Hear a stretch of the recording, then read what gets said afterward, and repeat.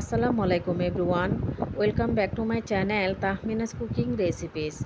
সবাই কেমন আছেন? আলহামদুলিল্লাহ আমি ভালো আছি। আজকে আমি আপনাদের সাথে আলু দিয়ে গরুর মাংস রান্না করে দেখাবো। আর এই মাংসটা আমি রান্না করেছি একেবারে হাতে মাখিয়ে। কষানো মাংস রান্না করার চেয়ে হাতে মাখিয়ে রান্না করলে কিন্তু এই গরুর মাংসটা অনেক বেশি টেস্টি হয়। আর এই মাংসটা আমি সহজভাবে দেখানোর চেষ্টা করেছি, বিশেষ করে নতুনদের জন্য খুব উপকার হবে। তো আশা করছি আমার আজকের রেসিপিটা আপনাদের কাছে ভালো লাগবে। ভালো লাগলে আমার ভিডিওটিকে একটি লাইক দিবেন এবং আমার চ্যানেলটিকে সাবস্ক্রাইব করে সাথেই থাকবেন। তাহলে চলুন চলে যাই মূল রেসিপিতে। প্রথমে আমরা গরুর মাংসের জন্য একটা মশলা পেস্ট তৈরি করে নিব। তার জন্য একটা ব্লেন্ডারে জাগে নিয়ে নিয়েছি 3/4 কাপ পরিমাণ পেঁয়াজ কুচি। দিয়ে দিয়েছি একটা জয়ত্রীর অর্ধেক এবং জয়ফল নিচ্ছি 1/4 ভাগ।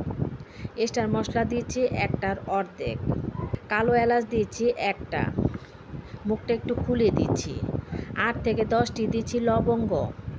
এবার সামান্য একটু পানি দিয়ে এগুলোকে পেস্ট করে নিব। আচ্ছা, সাথে দিয়ে দিয়েছি 4টি শুকনো মরিচ। এখন আবারও ভালোভাবে ব্লেন্ড করে নিচ্ছি। এভাবে পেস্ট করে গরুর মাংসটা রান্না করলে অনেক বেশি টেস্টি হয়। এখন একটা বাটিতে নিয়ে নিচ্ছি। এবার একটা প্যানে আমি গরুর মাংস নেব। মাংসগুলো কিন্তু হাড় চর্বি সহ নিতে হবে, তা না হলে গরুর মাংসের আসল টেস্টটা পাবেন না। আর এখানে আমার 1 কেজি মাংস আছে। মাংসগুলোকে খুব ভালোভাবে ধুয়ে পরিষ্কার করে নিয়েছি। তো মাংসগুলো প্যানে নিয়ে নিলাম। এবার একে একে এই মাংসের মধ্যে সব মশলা দিয়ে দিচ্ছি। প্রথমে আমরা যে মশলার পেস্টটা তৈরি করে রেখেছিলাম সেটা পুরোটাই দিয়ে দিচ্ছি। এরপর দিচ্ছি 1/2 কাপ পরিমাণ পেঁয়াজ বেরেস্তা। আদা বাটা দিচ্ছি 2 টেবিল চামচ পরিমাণ, রসুন বাটা দিচ্ছি 1.5 টেবিল চামচ পরিমাণ, হলুদের গুঁড়া দিচ্ছি 1 চা চামচ পরিমাণ, মরিচের গুঁড়াও দিচ্ছি 1 চা চামচ পরিমাণ। মরিচের গুঁড়াটা আপনারা কম বা বেশি দিতে পারবেন। ধনিয়ার গুঁড়া দিচ্ছি 1 চা চামচ পরিমাণ, ভাজা জিরার গুঁড়াও দিচ্ছি 1 চা চামচ পরিমাণ। এরপর দিচ্ছি 1 চা চামচ পরিমাণ গরম মশলার গুঁড়া। এই গরম মশলার গুঁড়াটা আমি বাজার থেকে কিনে এনেছি। লবণ দিয়ে দিচ্ছি স্বাদ মতো, 3টি এলাচ দিয়ে দিচ্ছি, দারচিনি দিচ্ছি 2টি, আর তেজপাতাও দিচ্ছি 2টি। সরিষার তেল দিচ্ছি 1/3 কাপ পরিমাণ। আমি সরিষার তেল দিচ্ছি, আপনারা সরিষার তেল না দিতে চাইলে সয়াবিন তেলটাও দিতে পারেন। তবে সরিষার তেল দিয়ে গরু মাংসটা রান্না করলে অনেক বেশি মজা হয়। এখন হাত দিয়ে সব উপকরণগুলোকে খুব ভালো মতো মাখিয়ে নিব। খুব ভালোভাবে মাখিয়ে নেবেন মশলাগুলোর সাথে মাংসগুলো। ভালোভাবে মাখানো হলে আমি চলে যাব এখন এই মাংসগুলোকে রান্না করতে। মাখানো হয়ে গিয়েছে, এবার প্যানটা চুলায় বসিয়ে দিলাম। কিছুক্ষণ নেড়ে চেড়ে এই মাংসটাকে একটা ঢাকনা দিয়ে ঢেকে রান্না করব 5 মিনিটের মতো। 5 মিনিট পর ঢাকনাটা তুলে আবারও মাংসগুলোকে নেড়ে চেড়ে দিতে হবে।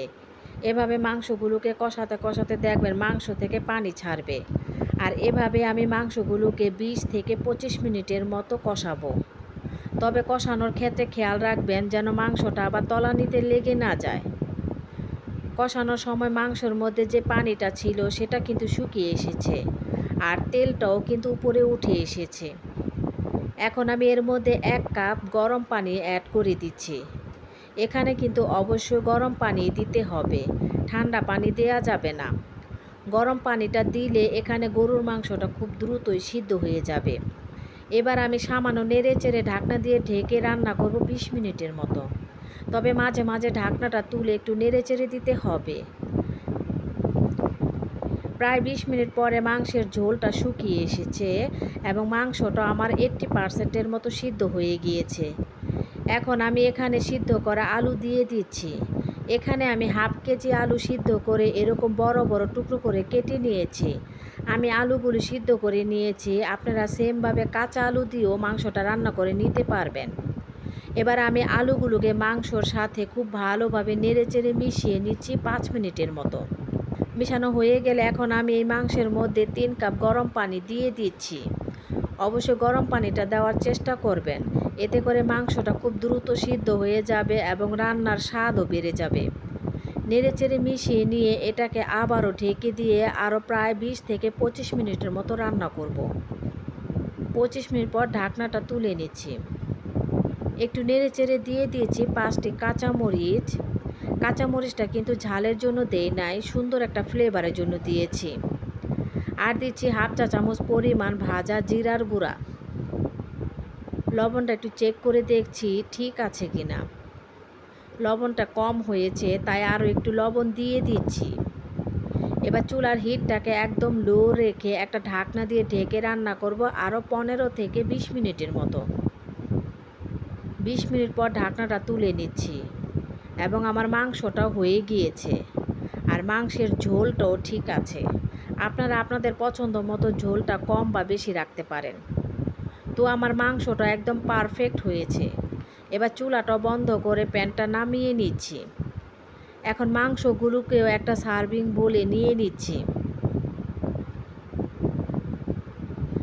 গরম ভাত, রুটি, পরোটার সাথে এই মাংসটা অসাধারণ লাগে। চেষ্টা করেছি রেসিপিটা যথাসম্ভব পারফেক্ট এবং সহজভাবে শেয়ার করার জন্য, যাতে করে যে কেউ ট্রাই করতে পারে। আশা করি আমার আজকের রেসিপিটা আপনাদের কাছে ভালো লেগেছে। ভালো লাগলে আমার ভিডিওটিকে একটি লাইক দিবেন এবং আমার চ্যানেলটিকে সাবস্ক্রাইব করে পাশেই থাকবেন। আজকের মতো এখানে বিদায় নিচ্ছি। ভালো থাকবেন সবাই। আল্লাহ হাফেজ।